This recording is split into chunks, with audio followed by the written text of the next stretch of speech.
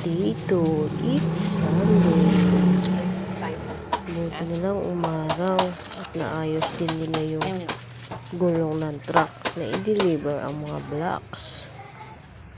Pero kung hindi, malamang pending.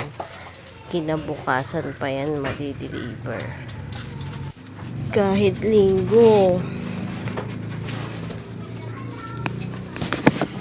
gumawa pa rin si Uncle. Ayaw niyang mabakante. Ayaw niyang walang ginagawa.